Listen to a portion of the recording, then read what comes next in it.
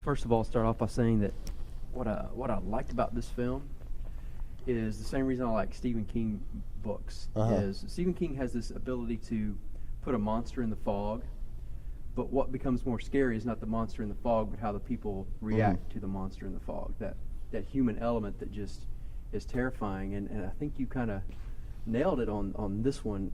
Just talk a little bit about the concept of the film and how you came latched to it and what became so important enough to do. Yeah, I wanted to make a horror film that didn't have any supernatural elements, which to some degree calls into question, I think, for a lot of people, whether it's a horror movie or not. As I've traveled around with this movie, I've realized if you don't have any ghosts or vampires, things like that, people don't think it's a horror movie. I still do. But to me, what's much scarier than ghosts and vampires and things like that are like the real horrific things that happened by real people. And so with this movie, I've always been sort of fascinated by cults and that people that manipulate desperate people, because I always think that's very scary and that's very relatable, more so than a movie that has like fictional monsters in it. But I did want to show the sort of side of like you could understand how people would get themselves into this situation, because I think a lot of scary movies that deal with cults and things like that, the cult members are always just like bad guys, or they're just crazy people. And I think that's not really fair, because nobody just joins a cult and just is like, I want to be in a cult. They want to try to do something better for their lives, and then they're being manipulated and they end up being in a cult. So I think that was important to sort of show that. So to some degree, like you were saying, that the first half of the movie, something's wrong, but you're not quite sure what it is, and then it slowly reveals itself and you see how it affects everybody. Talk a little bit about where you filmed it, because to me, I didn't know if you like grabbed some church camp somewhere, because it was a really great looking facility. It looked like something they would have gone in and created for this kind of element. Yeah, I mean, the Eden Parish, which is where they live, is we built the whole thing. It's in a hayfield in someone's backyard in Georgia. So there's you constructed the whole every thing? single thing. Holy cow. Nothing's there. It's a big empty field.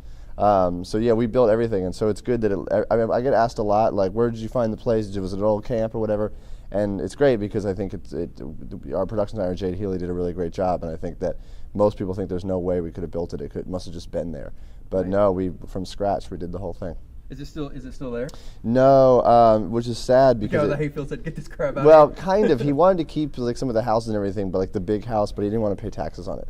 So it's all gone. Another thing that worked great for this film, because of the society that you had built, was the different demographic of people that are there. How did you go about casting that and finding the right people so that you have a balance that looked like, this guy traveled across the country and just picked these certain people? Yeah, I mean, that was really a very important thing, and that it be sort of a mixed group of people, so that way it didn't seem, I mean, everything in this movie deals with a lot of these relatively heavy social, political, racial, economic, religious issues, but I wanted to keep it objective so that it's not that the filmmakers say, this is what you should think.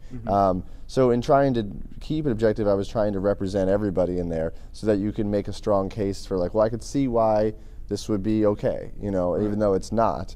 It wasn't something that was so far-fetched that no one could understand it, and it's like, well, why would anyone be here? But we worked really hard at that, and just trying to find a lot of really great people that were excited to be there and had great faces and, represented all ends of the spectrum.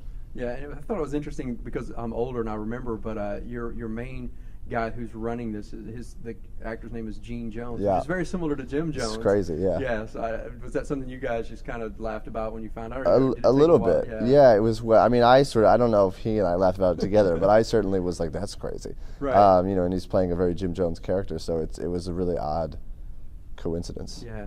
Now that you filmed it, now that it's done and everything, and you've kind of watched the story progress, do you think it's possible for that sort of society to work? Is it possible, or this human nature in putting people together and having one overseer, is that just never going to, is it not going to work? Hard to say. I mean, I think that they generally are doomed. I think in very small groups, sometimes there's probably people out there right now that are living on a commune somewhere, and they think it's all groovy and it's whatever. But, when you're trying to create a large alternative society like that, having one person in charge of generally a person that wants to be in charge of that has a lot of sort of megalomania issues to begin with, and once the world becomes so insular and that they've said, forget about everything else, only what we have here is what matters, and they're in charge, that is a dangerous amount of power that someone who, again, if you want to be in that situation, you're already probably a little off, and that's a dangerous place to be, and I think that it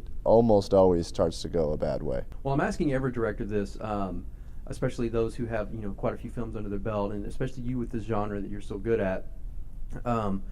What kind of advice do you give to first-time filmmakers? Because there's a lot here at DIFF and any other festival. They're coming in, they're getting their feet wet, they're maybe doing their first short film, wanting to get into a feature. Is there a bit of knowledge or a nugget of wisdom that you could pass on to a first-time director, maybe something you learned early on? I think a lot of it is case-by-case specific to the movie that you're making, but I think that the most beneficial one is just go do it. I think nowadays more than ever, technology has been made simpler, and it's a lot cheaper to make a movie, and there's a lot more outlets than there ever was before. There's not as many theatrical outlets, but there's a lot more. Making your first movie is a relatively traumatizing, difficult thing to do, and it's technically easier it's cheaper and easier than it ever has been before, and you see people doing it all around you. So just kind of get out there and do it. I think the hardest thing is the amount of work that it takes, which is probably a year or 2 years of your life, from coming up with it all the way through getting it released and whatnot. And I think if you really want to do it, you just stick with it and just get out there and shoot it.